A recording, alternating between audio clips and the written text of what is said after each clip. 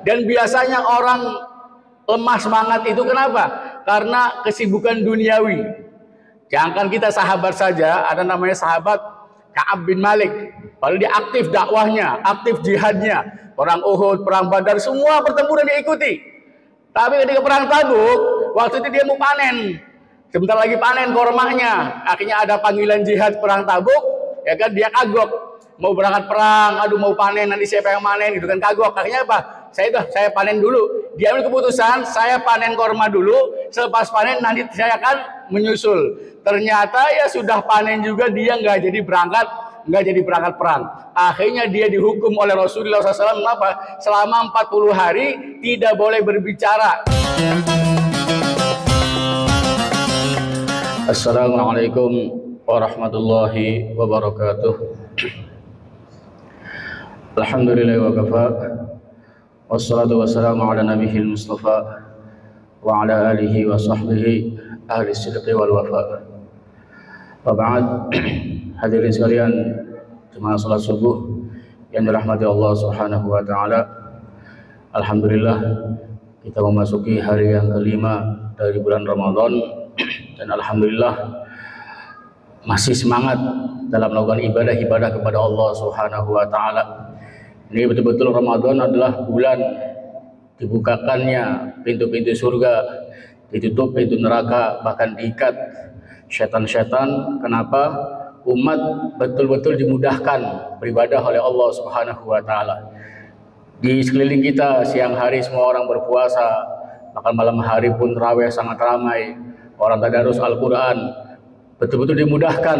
Kita pun rasa mudah mengamalkan agama Allah Subhanahu wa taala untuk di bulan Ramadan.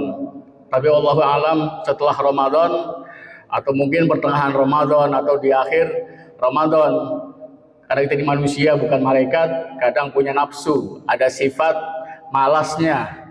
Beda mereka malaikat, mereka semangat terus. Allah mengatakan yusabbihuna al-laila wan nahar la yafturun.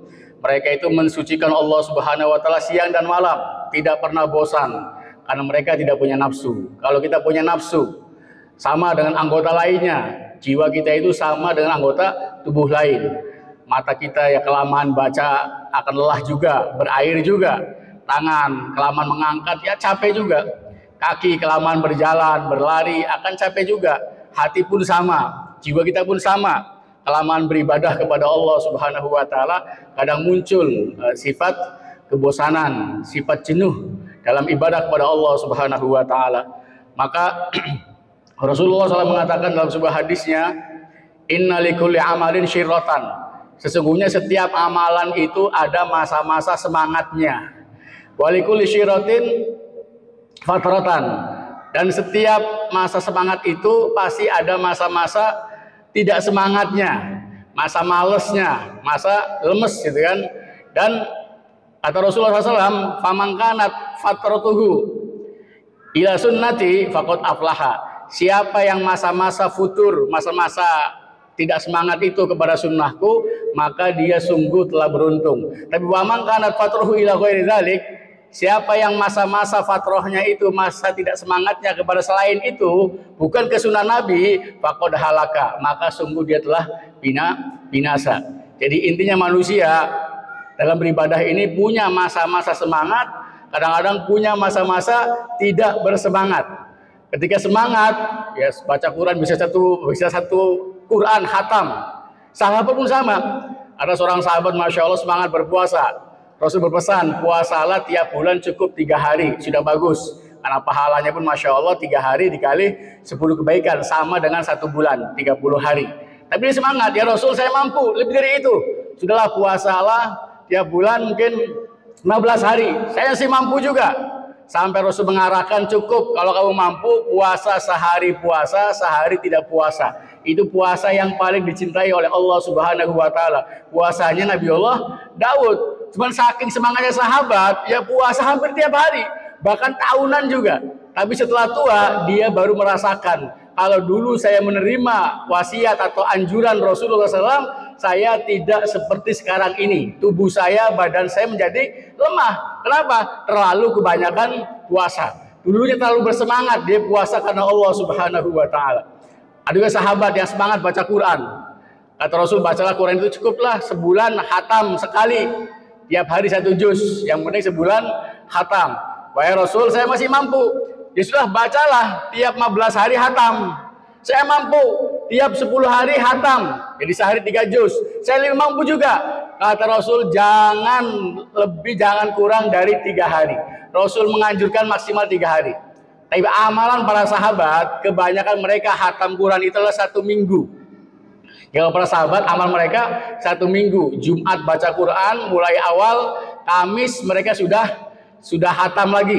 Malam Jumat mereka berdoa kepada Allah Subhanahu wa taala, doa hatam Al-Qur'an. Makanya para ulama itu kalau yang 1 minggu hatam Quran, istilahnya punya rumus fami bisyauqin, mulutku rindu. Jadi hari Jumat Fatihah sampai Maidah, hari Sabtunya Maidah sampai Yunus, nanti sampai Bani Israil bisyauqin sama syu'ara sampai wasofat, terakhir Kamis itu wasofat sampai qafnya sampai An-Nas. Baru 1 minggu hatam. Dan Rasul berpesan jangan kurang dari 3 hari. Tapi semangatnya para sahabat kadang apa? Utsman bin Affan dalam witir pun hatam Al-Quran. Kalau semangatnya terjaga gak ada masalah. Yang jadi problem itu adalah kalau seandainya muncul sifat tadi, sifat fatrah, sifat futur, dia tidak semangat lagi, yang dikhawatirkan takutnya dia tinggalkan baca Qurannya, tinggalkan puasanya, sama sekali tidak pernah baca Quran lagi, tidak pernah puasa lagi, tidak pernah beribadah lagi. Ini yang dikhawatirkan. Makanya siapa yang masa tidak bersemangatnya kepada sunnahku, masih amalkan sunnah, insya Allah dia beruntung. Tapi kalau sudah tinggalkan sunnah Nabi, ini yang dikhawatirkan. Ini yang dikhawatirkan. Makanya biasanya orang itu kenapa mulai futur? Biasanya karena jauh daripada suasana iman. Kalau sekarang Ramadan ini ada suasana di masjid, di mana-mana lah, insya Allah musola ada suasana iman. Maka apa? Beribadah pun terasa mudah. Tapi kalau selepas Ramadan tidak ada suasana iman. Bahkan menjelang Lebaran pun juga berkurang suasana iman. Di masjid masih banyak itikaf. Cuma kalau di luar sudah di mal-mal ramai semua iklan tentang masalah baju Lebaran dan sebagainya. Akhirnya apa? Nggak ada suasana iman. Orang pun terpengaruh juga. Akhirnya apa? Susah mengamalkan agama Allah Subhanahu wa taala. Ini pentingnya suasana. Ada suasana yang mendukung ke arah mengamalkan agama kita. Dan biasanya orang lemah semangat itu kenapa? Karena kesibukan duniawi. Jangankan kita sahabat saja, ada namanya sahabat Ka'ab bin Malik.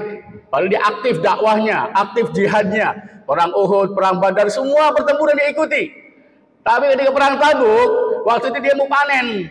Sebentar lagi panen kormanya. Akhirnya ada panggilan jihad perang Tabuk, ya kan, dia kagok. Mau berangkat perang, aduh mau panen, nanti siapa yang panen, gitu kan, kagok. Akhirnya apa? Saya panen dulu. Dia ambil keputusan, saya panen korma dulu, selepas panen nanti saya akan menyusul. Ternyata ya sudah panen juga, dia nggak jadi berangkat perang. Akhirnya dia dihukum oleh Rasulullah SAW. Kenapa? Selama 40 hari tidak boleh berbicara. Sahabat-sahabat Nabi semua di masjid, tidak boleh mengucapkan salam saja, tidak boleh kepada Ka'ab bin Malik. Anak istrinya nggak boleh bicara. Selama 40 hari 40 malam didiamkan. Sampai datang surat daripada utusan Ghassan, orang-orang kafir, menawarkan ya kan masuk agama dia. Saya dengar kamu dicuekin sama orang-orang Islam. Udahlah, masuk agama kita aja. Saya kasih jabatan, kedudukan. Dirobek surat sama dia, dibakar di tungku. Kenapa? Dia masih punya iman. Sampai 10 hari yang terakhir, hari ke-50, dia pun tidak boleh mencampuri istrinya oleh Rasulullah SAW. Kenapa? Tidak berangkat di perang Tabuk. Inilah sahabat juga ada masa-masa tidak semangatnya. Tapi apa? Dia tetap jaga keimanannya. Jadi jangan sampai juga semangat kita berpuasa di bulan Ramadan tahun ini sampai berkurang. Tarawihnya pun semangatnya berkurang juga. Jangan sampai baca Quran pun berkurang juga. Harus kita jaga kesemangatan dalam beribadah kepada Allah Subhanahu wa taala. Insya Allah kalau suasana masih ada, akan dimudahkan oleh Allah Subhanahu wa taala. Tentunya supaya kita ini ada kesemangatan dalam beribadah kepada Allah Subhanahu wa taala, sebab yang paling penting adalah hadis yang sering kita dengar. Kita sering dengar hadis man shoma ramadhana imanan wahtisaban ghufira lahu ma taqaddama min dzambi. Siapa yang berpuasa karena iman dan ihtisab. Ini penting ini. Imanan wahtisaban, karena iman dan ihtisab. Karena dua hal ini akan bisa membuat kita semangat dalam beribadah kepada Allah Subhanahu wa taala. Yang pertama, keimanan kita kepada Allah Subhanahu wa taala. Jadi kalau malas ibadah, malas sholat, malas puasa, malas baca Quran, malas apapun ibadahnya, itu ada masalah dalam keimanannya. Karena si iman itu sifatnya naik dan turun. Kalau iman naik, semangat ibadah. Kalau iman turun, maka tidak semangat ibadah. Karena modalnya adalah iman. Makanya Rasulullah SAW mengatakan, innal iman la yakhluq kama yakhluqus saub. Iman itu akan menjadi rusak, jadi usang, sebagaimana usangnya rusaknya baju. Baju kan pasti rusak. Berapa tahun setahun kita pakai, pasti akan rusak. Iman pun sama. Sering dipakai, maka dia akan berkurang juga. Maka kata Rasulullah SAW, fas'alullaha an yujaddida imanakum. Mintalah kepada Allah supaya memperbaharui iman-iman kalian. Jadi iman ini harus diperbaharui, harus diupdate. Biar apa? Biar tambah naik. Gimana caranya? Iman bisa naik dengan mengingat Allah Subhanahu wa taala. Perbanyak zikir kepada Allah Subhanahu wa taala. Ini penting. Zikir yang paling afdol adalah baca Quran. Jangan tinggalkan baca Quran minimal 1 juz setiap hari. Ini buat rohani kita. Kadang ada orang semangat dakwah, semangat pengajian, semangat belajar, langsung dia nggak pernah lagi zikir. Zikir selepas sholat pun ya sebentar, tinggalkan. Baca Quran nggak pernah juga. Yang penting dakwah, yang penting dia belajar ilmu. Ini kesalahan. Jangan remehkan zikir-zikir tadi. Itulah penguat iman kita. Kita bisa rajin semangat dakwah, bisa semangat berilmu. Kenapa? Karena tadi ada kekuatan ingat kepada Allah Subhanahu wa taala. Minimal baca Quran. Baca Quran. Ini paling kuat buat meningkatkan keimanan kita.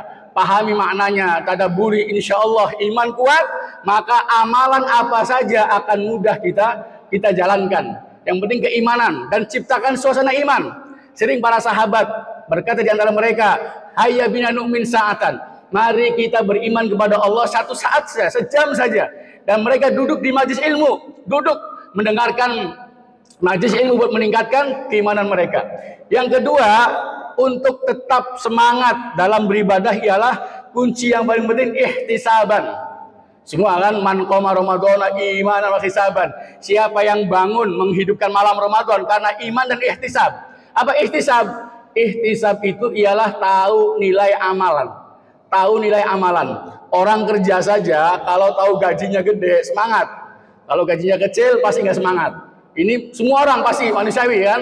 Semua orang. Kalau nilainya besar, mereka mau kerja. Agama pun sama. Kalau kita tahu nilainya agama, insya Allah akan semangat. Nilainya sholat berjamaah di masjid, nilainya baca Quran, nilainya puasa, pasti akan semangat beribadah kepada Allah Subhanahu wa taala. Pernah Nabi Khidir ngomong kepada Nabi Musa, ketika ingin jadi muridnya, ketika ingin mengikuti Nabi Khidir, kata Nabi Khidir, wa kaifa tasbiru ala ma lam tuhid bihi khubra. Bagaimana kamu Musa bisa sabar atas sesuatu yang kamu tidak tahu ilmunya? Kalau orang nggak tahu ilmunya, gimana dia mau sabar? Ya ke dalam beragama kepada Allah Subhanahu wa taala. Kalau kita tahu ilmunya, tahu nilainya ibadah, seberat apapun akan kita tanggung. Capek-capek sekalipun siap nanggung. Ya kan, lihatlah orang di pasaran, pasar malam, walaupun susah, kehujanan, tidur di situ, siang malam di situ, dia rela. Kenapa? Dia tahu nilainya. Kalau saya buka di pasar malam, saya dapat nilai sekian juta. Maka apa semangat? Walaupun hujan, panas, tidak dihiraukan. Semua pekerja kalau urusan duniawi, ya kan, walaupun berat sekalipun, kalau tahu nilainya besar, pasti siap menanggung resiko yang dia tanggung. Kenapa? Tahu nilai. Tahu nilainya, ini ihtisab namanya. Ihtisab namanya. Rasulullah SAW mengatakan, inna asqalas salat alal munafiqin salatul isya wa subhi jama'atan. Salat yang paling berat bagi orang munafik itu salat isya dan subuh berjamaah. Paling berat. Lau yang lamuna ma fihima la tauhuma walau kana habwa. Kalau mereka tahu pahala yang ada di salat subuh dan isya berjamaah, pasti mereka akan mendatanginya walaupun dengan merangkak-rangkak.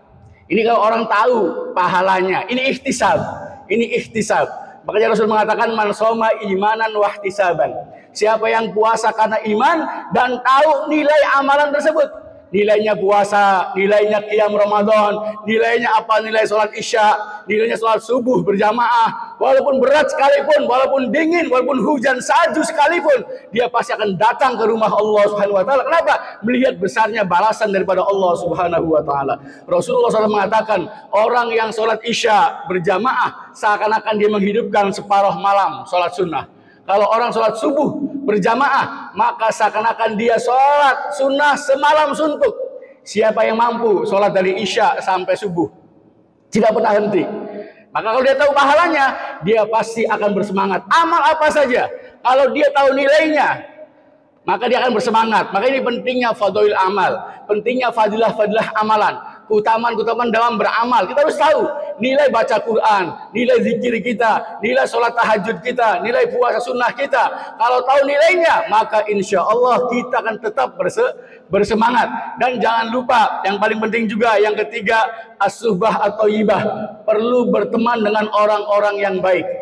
Kalau temannya dengan orang-orang yang buruk, orang-orang yang jelek, yang malas ibadah, maka kita pun akan terbawa dengan mereka. Bergaulah dengan orang-orang yang soleh. Allah berpesan, ya ayyuhalladzina amanu ittaqullaha wa kunu ma'as-shadiqin. Hai orang-orang yang beriman, bertakwalah kepada Allah dan jadilah kalian bersama orang-orang shadiq, orang-orang yang jujur dalam agama mereka, orang-orang soleh. Maka insya Allah kalau bergaul sama orang-orang soleh, kita pun akan kecipretan. Jangan itu, Rasul menyampaikan itu malaikat tiap pagi dan sore mencari majelis-majelis yang mengingat Allah Subhanahu wa taala. Ketika mereka menemukan majelis, saling memanggil mereka, wahai para malaikat, ke sini. Ini orang sedang mengingat Allah Subhanahu wa taala. Mereka berkumpul mengurumuni majelis tersebut sampai akhir majelis. Ketika akhir majelis, maka Allah mengatakan, "Ushidukum ya malaikati anni qad ghafartu lahum." Saksikan hai malaikatku, saya telah mengampuni dosa-dosa mereka semuanya. Saya ampuni. Kata malaikat, ya Rabb, inna fihim abdaka fulan, inna fihim fulanan khati. Ya Allah, di kalangan mereka itu ada orang yang salah. Maksudnya apa? Dia datang bukan niat ngaji, dia datang bukan ingin dengar ceramah, atau dia datang bukan ingin zikir. Dia datang ada keperluan lain, entah nagih utang, entah pinjam utang, entah apalah keperluannya. Yang jelas dia bukan niat ngaji, bukan niat zikir. Apa kata Allah? Tetap walaupun dia tidak niat ngaji, saya ampuni dia juga. Kenapa? Humul qaum la yashqa bihim jalisuhum. Mereka satu kaum yang tidak akan sengsara, tidak akan merugi teman duduknya. Ini keberkahan bergaul dengan orang-orang soleh. Walaupun kita tidak niat ngaji, tidak niat zikir, dengan sebab berdekatan dengan mereka, ikut mendapatkan ampunan Allah Subhanahu wa taala. Maka yang paling penting kita bergaul dengan orang-orang soleh, jangan jauh dari mereka. Maka insya Allah kita akan kecipratan kesolehan mereka, akan dimudahkan oleh Allah Subhanahu wa taala dalam beribadah kepada Allah Subhanahu wa taala. Jadi intinya untuk tetap semangat dalam agama ini, amal apa saja, entah itu puasa, bangun malam, baca Quran, zikir, syaratnya yang pertama adalah didasari harus dengan iman kepada Allah, dan yang keduanya ihtisab, tahu nilai satu amalan, dan kita sering-sering bergaul dengan orang-orang yang baik agar kecipratan dengan kebaikan mereka. Semoga Allah Subhanahu wa taala tetap terus memberikan kesemangatan kepada kita, terutama di bulan Ramadan tahun ini. Jangan sampai kendor sampai habis Ramadan, sampai akhir Ramadan, bahkan sampai akhir hayat kita. Terus jangan datang masa fatrah ke dalam kehidupan kita. Walaupun masih ada, kalau masih wajar maklum, tidak ada masalah. Kayak kisah Abu Bakar, Hanzalah yang merasa dirinya munafik, ya kan? Ketika apa? Berbeda hatinya ketika di majlis Nabi sama ketika kumpul sama anak dan istri, itu hal yang wajar. Biasa, yang penting jangan sampai tinggalkan amal ibadahnya, apalagi sampai berbuat dosa, apalagi sampai tinggalkan agama Islam. Waliyahzubillah. Ini agama Islam, ibadah, nikmat yang besar daripada Allah Subhanahu wa taala. Wallahul muwaffiq ila aqwamit thoriq. Assalamualaikum warahmatullahi wabarakatuh.